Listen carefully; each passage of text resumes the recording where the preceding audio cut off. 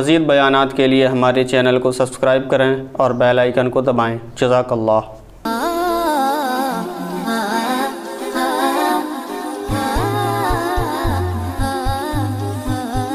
सल्लल्लाहु अलैहि वसल्लम ने फरमाया, मन कानती दुनिया हम्महू, जिसने दुनिया को असल बना लिया। देखो, ये नहीं कहा कि जिसने दुनिया की फिक्र छोड़ दी, ना ना ना ना ना, या दुनिया की फिक्र तो करनी है।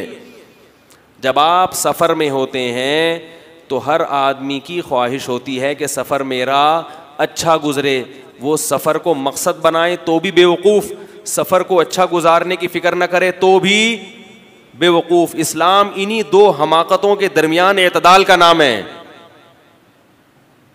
ना इस तरफ हमाकत की तरफ जाएं और ना इस तरफ। जबकि ये लोग क्या करते हैं, ये आपको जो सुकून का नुस्खा बता रहे हैं उसमें इस दुनिया को मकसद बना लेते हैं। सफ़र कभी भी मकसद, बोलो भाई, नहीं होता। सफ़र कभी भी मकसद नहीं होता।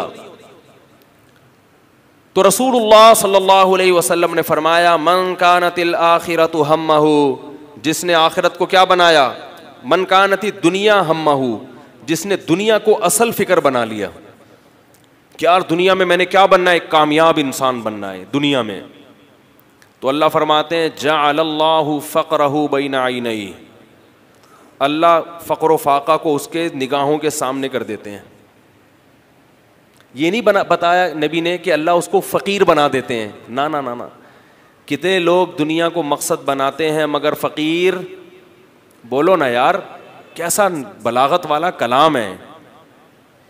फरमाया, जअलल्लाहु फ़क़रहु बैना ऐनैहि, फ़क़र उसकी दोनों आँखों के सामने।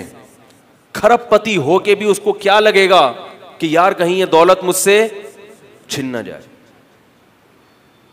दौलत से जो एक मकसद होता है ना, राहत, सुकून, तसल्ली, यार कोई टेंशन नहीं है, ये चीज़ पैदा, यार बोला करो अल्लाह के बंदो, या तो मैं शायद मुझे कुछ हो गया पता नहीं। अभी एबटाबाद में बयान हुआ, लोग इतना माशाल्लाह बोल रहे थे, उनसे बोलो बोलो तो बोलते थे। यहाँ की हवा में शायद ऐसी कोई नमी है जिसकी वजह से तबीयतों में सुस्ती पैदा होती है। तो नबी सल्लल्लाहु अलैहि वसल्लम ने क्या फरमाया, मन कानती दुनिया हम्महू जअलल्लाहु फ़क़रहु बैना ऐनैहि, फ़क़र उसकी दोनों आँखों के सामने। इतना पैसा बैंकों में जमा हो गया, इतना पैसा जमा हो गया, पता है भाई मैं अगर ये नोट भी चाय में डबो के खाना शुरू कर दूं तो भी ख़त्म होने वाले नहीं है, मगर फिर भी उसको लगेगा कहीं ख़त्म ना हो जाए। ये खटका उसको हमेशा क्या करेगा, यार कहीं ख़त्म ना हो जाए। तभी तो कितनी इंश्योरेंस करवाते हैं। गुलकार अपने गले की इंश्योरेंस करवा रहा है कि यार आज मैं गाने गा गा के कमा रहा हूँ, कहीं मेरा कल गला बंद ना हो जाए। ये खटके ही तो हैं और क्या है, परेशान। और बहुत कुछ है, इंश्योरेंस तो पता नहीं किस किस चीज़ की हो रही है। तो हर वक्त खटका, हर वक्त क्या है, जअलल्लाहु फ़क़रहु बैना ऐनैहि, आंखों के सामने अल्लाह क्या कर देंगे, फ़क़्र व फ़ाक़ा। और आगे फरमाया, वफ़र्रक़ अलैहि शमला, उसकी फिक्रों को बिखेर देंगे। यार ये भी मेरा हदफ है, ये भी हदफ है, ये भी हदफ है, ये भी मुझे मिल जाए, ये भी मैं ये भी सीख लूँ, ये भी कर लूँ, ये भी मुझे हासिल हो जाए। जब इंसान की फ़िक्रें बहुत ज़्यादा हों तो टेंशन में आता है कि नहीं आता? क्योंकि जब दुनिया मकसद है तो दुनिया में कामयाबी के लिए शोहरत भी चाहिए, क्या ख्याल है, इज़्ज़त भी चाहिए, सेहत भी चाहिए। अरे भाई बोलो ना यार, मुझे तो लग रहा है कुछ भी नहीं चाहिए आप लोगों को, खामखा में बैठ के मैं फजूल बातें कर रहा हूँ। आप लोग तो पहले से इतने नेक हैं। शोहरत भी चाहिए, इज़्ज़त भी चाहिए, बीवी भी अपने मतलब की चाहिए, क्या ख्याल है, बच्चे भी अपने दो हों, दो से ज़्यादा भी ना हो, ये भी चाहिए, ठीक है ना। एक उनमें लड़का हो और एक क्या हो, लड़की हो। जबकि हमेशा ऐसा जहन बनाया हुआ था, दो हो, पहला बेटी हो गई, फिर बेटी हो गई, फिर बेटी हो गई, फिर बेटी हो गई, टेंशन में आ रहा है यार ये क्या मसला है। हमने तो सोचा हुआ था एक लड़का, क्योंकि फैमिली प्लानिंग वाले जो एडवर्टाइज दिखाते हैं उसमें एक लड़का और एक लड़की, लेकिन अमलन ऐसा होता नहीं है कि अल्लाह आपको अपनी मर्जी से दे दें, वो बेटियां होती जा रही हैं। फिर लड़के की लालच में 6-6 बेटियां हो गई। तो यही हो रहा है। ये फैमिली प्लानिंग का एक बहुत बड़ा नुकसान ये भी है कि लड़कियों का ग्रोथ रेशो बढ़ रहा है, क्योंकि जिनके लड़का हो गया वो तो रोक लेते हैं, लड़का नहीं हुआ तो लड़के की लालच में वो क्या कहते हैं, फैमिली को बढ़ाते हैं। लड़के 2 से ज्यादा नहीं हो रहे और लड़कियां 6-6 7-7 भी, तो ग्रोथ रेशो, शादी फिर भी एक ही करनी है, तो मुआशरा और तबाह हो रहा है। जब खुदा के अल्लाह के कानून के खिलाफ चलोगे, हिंदुओं ने इसका हल पता क्या सोचा है, हिंदुओं में फैमिली प्लानिंग है, मगर फिर भी लड़के ज्यादा हैं लड़कियां कम, क्योंकि वो लड़कियों को कत्ल कर देते हैं मां के पेट में, जुल्म कर रहे हैं। क्योंकि इस जुल्म के खिलाफ अदालत में केस दायर करने वाला कोई भी नहीं है, वो लड़कियां मां के पेट में ही दम घुट के मर जाती हैं। लेकिन अल्लाह का कुरान को आप अजमत को सलाम करें, अल्लाह ने उन लड़कियों का केस अभी से दायर कर दिया है। फरमाया वइदल मऊदतु सुइलत बिअय्यि ज़ंबिन क़ुतिलत, क़यामत की अदालत जब कायम होगी, लड़की से पूछा जाएगा किस जुर्म में तुझे कत्ल किया गया, क्योंकि ये अरबों में भी रस्म थी कि लड़की को कत्ल करते थे। आज हिंदू माँ के पेट में अपनी बेटियों को कत्ल कर रहा है, चाइनीज माँ के पेट में अपनी बेटियों को कत्ल कर रहे हैं। अल्लाह फरमाते हैं इनका हिसाब क़यामत के दिन मैं लूंगा, बाप से माँ से पूछूंगा, इस लड़की में जान डाल के इसको अदालत के कटहरे में खड़ा करूंगा कि बिअय्यि ज़ंबिन क़ुतिलत, बता तुझे किस जुर्म में कत्ल किया गया। कोई केस करने वाला नहीं है, मां हमल जाया कर दे कोई पूछने वाला नहीं है, वो हमल पूछेगा, हमल खुद पूछेगा वो क़यामत के दिन। अल्लाह उसमें उसको हाथ पांव देकर उसको खड़ा करेंगे अदालत के कटहरे में, क्या जुर्म हुआ था कि तेरी मां ने तुझे कत्ल कर दिया। तो वो कत्ल कर देते हैं, इसलिए उनके यहां ग्रोथ रेशो नहीं बढ़ रहा। हम मुसलमान हैं, हम इस कत्ल को हलाल नहीं समझते, लिहाजा हम अगर फैमिली प्लानिंग पर अमल करेंगे तो लड़कियों का ग्रोथ रेशो बढ़ेगा, और ये वो नेचुरल रेशो नहीं होगा जो कुदरत चाहती है। और जब कुदरत के काम में गड़बड़ होगी तो इज्तिमाई सतह पे उसका नुकसान होगा, जो हो रहा है।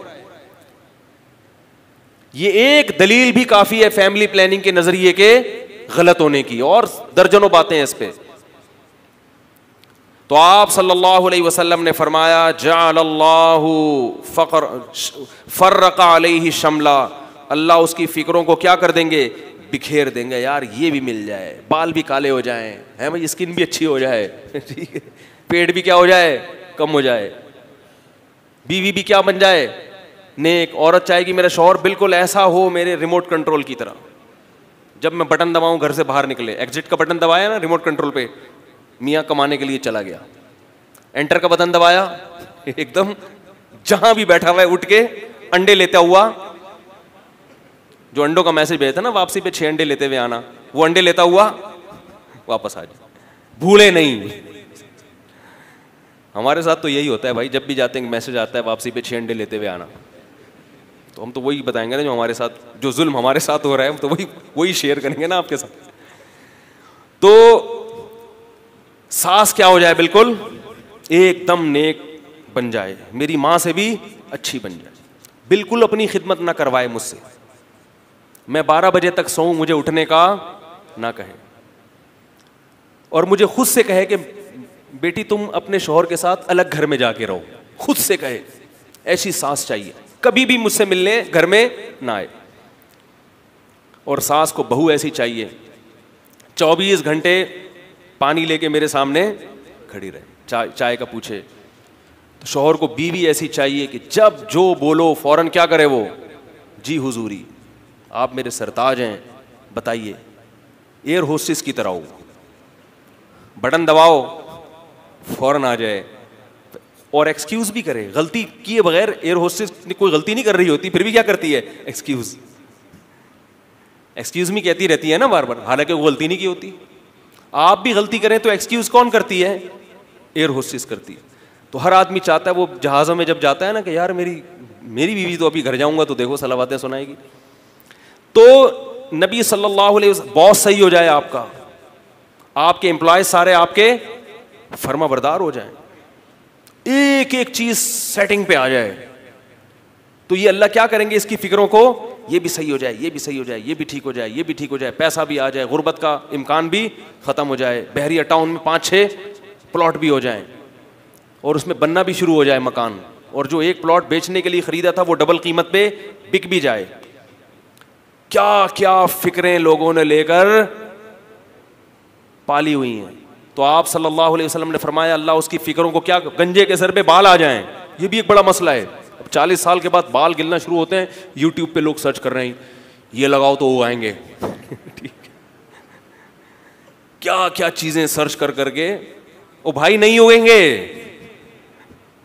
अब नहीं होते, अब 40 साल हो गए, अब गए, अब वापस, अब तो शुक्र करो जितने रह गए हैं, इनको बचाने की फिक्र करो आहिस्ता आहिस्ता ये भी। और फिर अभी बालों की फिक्र छोड़ के थोड़े दिनों में दांत पे आने वाले हो, दांत हिलना शुरू हो जाएंगे एक एक करके।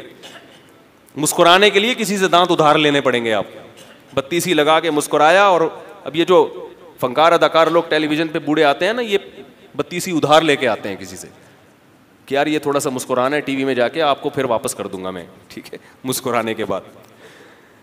तो मैं ये नहीं कह रहा कि इन चीजों के हुसूल की कोशिश ना करें, याद रखो, ये नहीं कह रहा कोई गंजा है तो सर पे बाल उगाने की कोशिश ना करे, ये नहीं कह रहा कि बीवी नाफरमान है तो फर्मा बरदार की कोशिश ना करे, ना ना ना ना, इसको असल फिक्र बोलो भाई ना बनाए।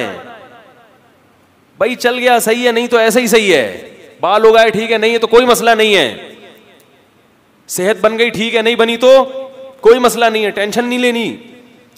इंडियन की भी मेरे पास बहुत कॉल्स आती हैं ना, तो इंडिया की जो लैंग्वेज है ना मुख्तलिफ इलाकों की मुख्तलिफ है, तो बाज़ ऐसे बोलते हैं टेंशन लेने का नहीं है, टेंशन, तो मुझे ये लबो लहजा बड़ा अच्छा लगता है, तो मैं बोलता हूँ बोले तो भी बोलते हैं, बोले तो मुफ्ती साहब बोले तो, मैंने कहा मैं तो बोला तो हूँ अभी, पहले मुझे नहीं पता था इसका मतलब क्या होता है, फिर पता चला वो बोले तो का मतलब ये इसका, यानी वो पूछ रहे हैं इसका मतलब क्या है।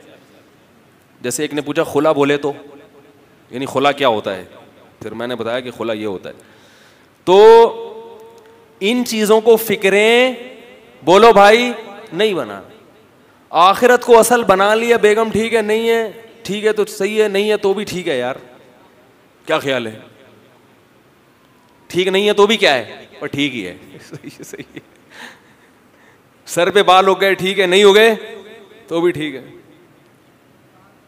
बल्कि वो ये देखेगा यार बचे हुए कितने हैं, इस पे खुश होता रहेगा शीशे में देख देख के, ये बाकी रह गए, अल्लाह की नेमत, जितने दांत बचे हुए हैं क्या है ठीक है, गिर गए तो भाई गिरना ही है, हड्डियां बोसीदा हो रही हैं, कमर में दर्द हो रहा है, भाई होगा इस उम्र। हमारे हजरत तो थे ना 63 साल की उम्र में, 63 जब साल के हुए तो हजरत के घुटनों में खड़े होने की ताकत ख़त्म हो गई, बैठ के नमाज शुरू कर दी।